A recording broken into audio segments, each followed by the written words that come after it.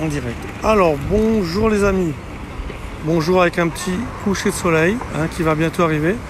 Alors, bon, l'occasion qui a fait que on va se faire quelque chose qui est très à la mode partout, un peu en métropole en Europe. Les vlogs, les petites vidéos sur l'auto. Donc, présenter une auto, présenter son proprio.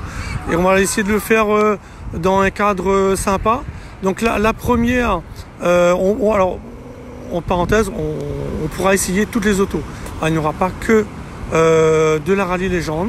Il y a des autos qui sont très sympas. Celle-là, par exemple, une Mazda MX-5 Miata avec une conduite à droite. Donc, ce qu'on va faire, on va laisser le proprio présenter sa voiture. Donc, écoute, pour une première, voilà, on est parti pour une petite vidéo, une petite présentation d'une Mazda à l'île de la Réunion. Donc ça fait deux ans que j'ai cette voiture. Ouais. C'est la troisième génération de MX-5, la NC. C'est le modèle... Ok, on va s'approcher un petit peu à côté de la voiture. Allez. C'est le modèle 2 litres 160 chevaux. 2 litres 160, d'accord. Quasiment d'origine. Ok. Donc je suis allé la chercher en Angleterre. J'avais envie d'avoir une conduite à droite pour rester dans l'esprit japonais. D'accord. C'est une voiture qui est vraiment plaisante, on peut l'utiliser dans la vie de tous les jours ou même sur circuit. Ce que tu as déjà fait alors? J'ai pas encore eu l'occasion. Pas encore eu l'occasion de l'essayer sur circuit. On avait fait la montée de Matuta de l'année dernière avec, mais pas encore sur circuit. D'accord. On pourra le faire prochainement. Ok, alors pour vous expliquer où on est au niveau du baril, Saint-Philippe.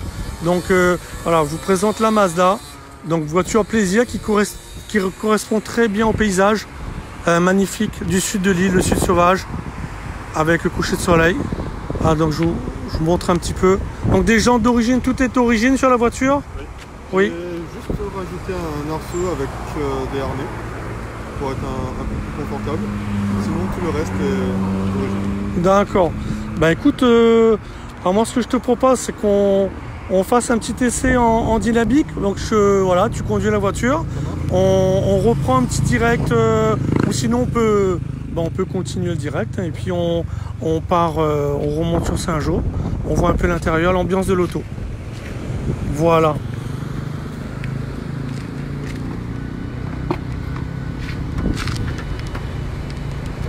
Écoutez, le petit extincteur, je pense qui était prévu pour la montée de Matuta à l'époque. C'est ça. Donc il n'a pas servi, tant mieux. On va éviter. On va éviter.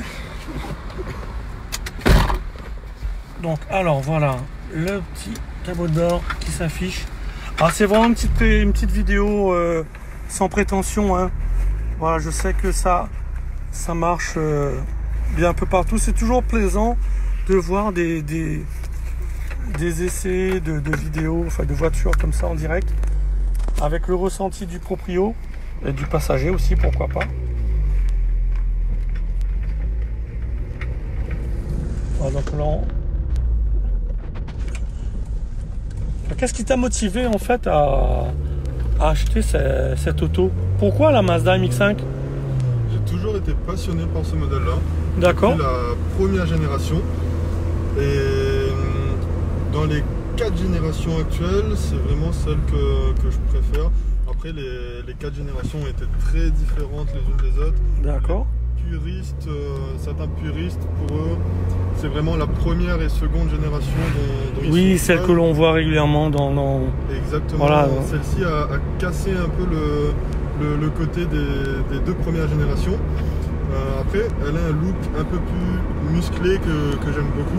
Bon, on la reconnaît en tout cas, on sait que c'est une Mazda. Oui. Donc Mazda a pu voilà, continuer un peu dans le même esprit, un peu comme Porsche l'a fait sur les 911.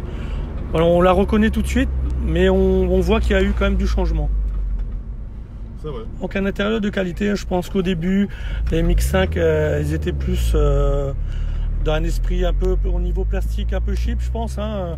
C'était les années qui faisaient ça. Hein. Maintenant, on voit que l'intérieur est un peu plus élaboré. Hein. Donc tu parlais du Conto tout à l'heure. Donc là, comme c'est une version volant à droite, il y a l'extérieur qui est en miles avec les kilomètres/heure qui sont vraiment au milieu, au centre du Conto. D'accord. Donc la voiture est quand même assez basse. On est un peu allongé, un peu comme dans une petite GT. Alors on voit à l'arrière, je vais vous montrer, je ne sais pas si vous allez voir, l'arceau en typique des roadsters. Je pense que ce modèle a dû faire des courses au Japon ou dans quelques pays. Hein. Il y a la Mazda Cup donc, qui propose des challenges et des courses sur circuit. D'accord. Et donc il y a pas mal d'amateurs de pilotage qui participent à ces manches. Ok. Donc c'est vraiment des courses de promotion avec des véhicules identiques pour chaque pilote. Donc c'est vraiment le pilotage qui fait la différence. Ok. Et ça apporte beaucoup de spectacles. D'accord. Donc ton but serait à l'occasion de faire des petites matinées roulage sur des circuits ici à La Réunion. Ouais, je vais profiter là de mon retour à La Réunion pour rouler sur ce circuit régulièrement et rencontrer les autres passionnés.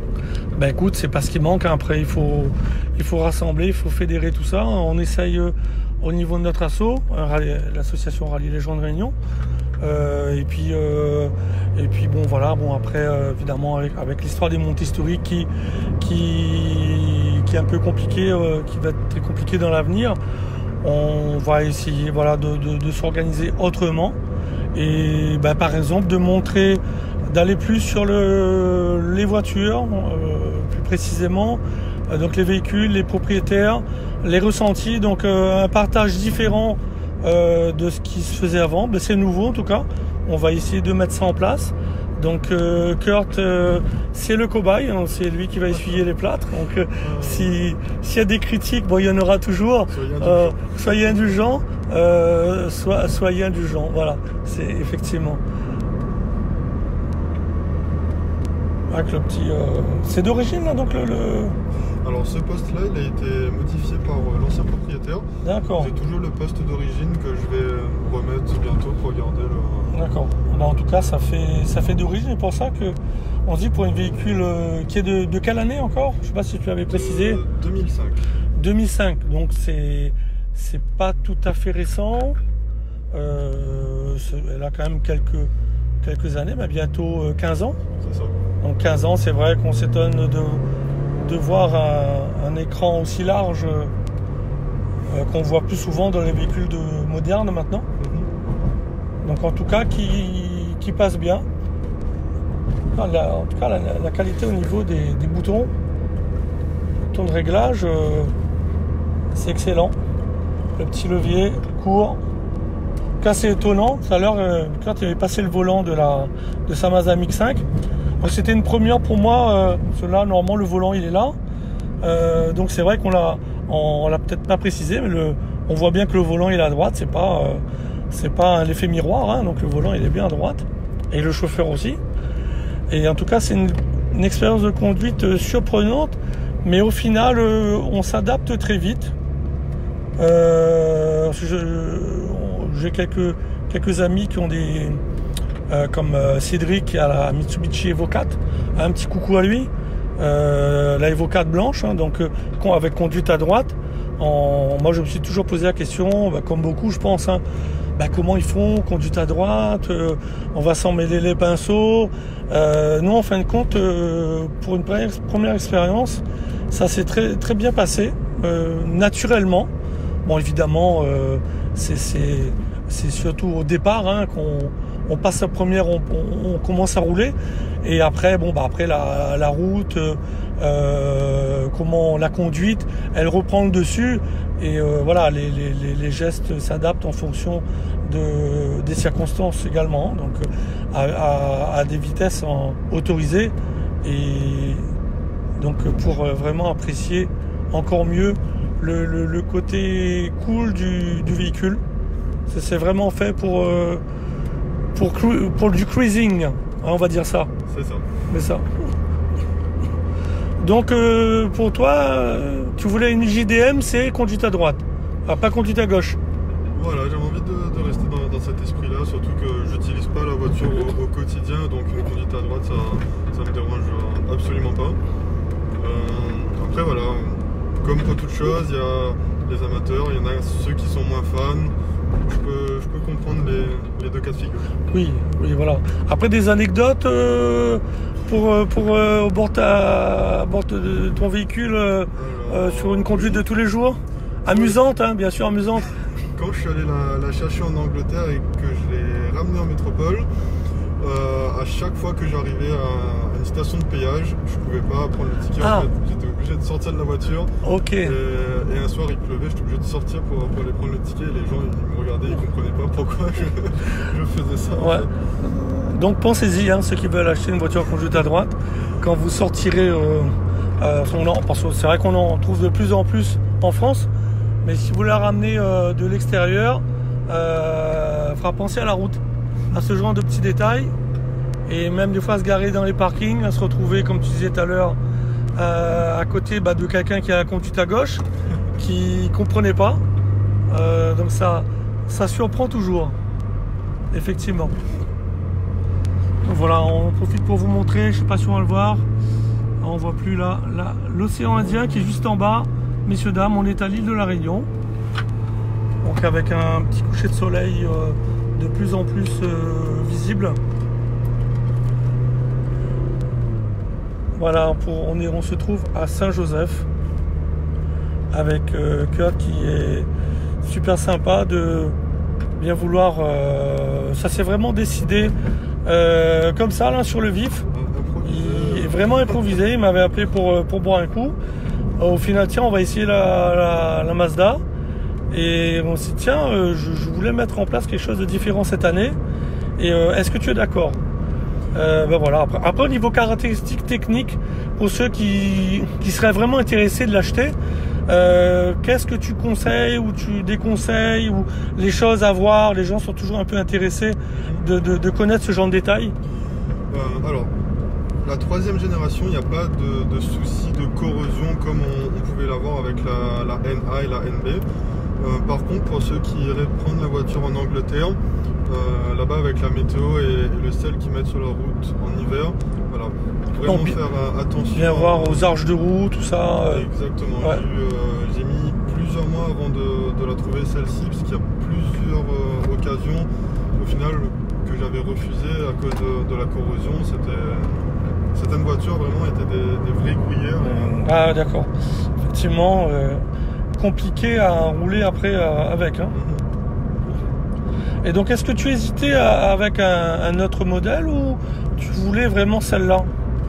En propulsion, là, vraiment, c'était la MX5 qui me plaisait. Oh, ok. Non, il n'y a pas eu d'hésitation. Il n'y a pas eu d'hésitation. D'accord. Non, c'est bien d'avoir toujours un avis, voilà, une idée tranchée de ce que l'on veut. Il y a tellement de beaux véhicules que c'est parfois compliqué, on est obligé d'en vendre une pour en acheter une autre. Et voilà, c'est toujours pas facile le choix d'un véhicule de sport ou autre. Hein. Donc après, tu m'avais dit que c'est un 2 litres, hein, Atmo. Hein, exactement, 2 litres Atmo de 160 chevaux. Après, il y a une société en Angleterre, BBR GTI, qui sont spécialisés dans la préparation des MX5. D'accord. Ils proposent de nombreux stages de préparation, BBR Super 200, 225, toujours en atmosphérique, et après aussi des préparations sur. Alors c'est vrai, pour les japonaises, on voit, bon, que ce soit américains ou japonais même, ils proposent des préparations extrêmes. Il y a beaucoup de prépa ou de pièces racing pour les japonaises en général. Je sais que ça se fait beaucoup pour Honda, mais je pense que pour tous les véhicules là-bas, ils doivent avoir des préparateurs spécialisés qui peuvent préparer une voiture jusqu'au bout, quoi. Oui, surtout en Angleterre, là, ce sont vraiment des gros passionnés de ce modèle-là. Ouais. Et l'arceau, là, il vient de GC Fabrication en Angleterre aussi. Et... Ouais. Ouais, si tu peux te garer tout de suite là. Voilà, on va se garer là, le bus. Ça, il n'y a plus de bus là. Voilà, donc on s'arrête. On s'arrête 2 petites minutes. On ressort, vous montrer un peu le véhicule de l'extérieur. Et après... Bon, désolé pour la qualité de la vidéo. Bon, c'est avec le téléphone. Je sais que souvent, ceux qui font ce genre de vidéo, ils le font avec des GoPro. Avec des GoPro qui sont bien fixés. Attends, j'ai mal refermé la porte là. On va bien remettre la ceinture. Donc avec des GoPro qui sont, comme je disais, bien fixés sur l'auto, avec plusieurs GoPro même des fois. Donc voilà, c'est du pro. Là, c'est vraiment quelque chose d'improvisé, qui est venu comme ça. Et donc on espère que ça vous a plu. Et j'espère aussi que ce sera une première vidéo d'une grande lignée sur cette année 2020. Avec donc le premier, je rappelle, avec Kurt, qui nous a fait la gentillesse de nous faire ce plaisir. C'était un plaisir et on se verra très bientôt sur les prochains événements.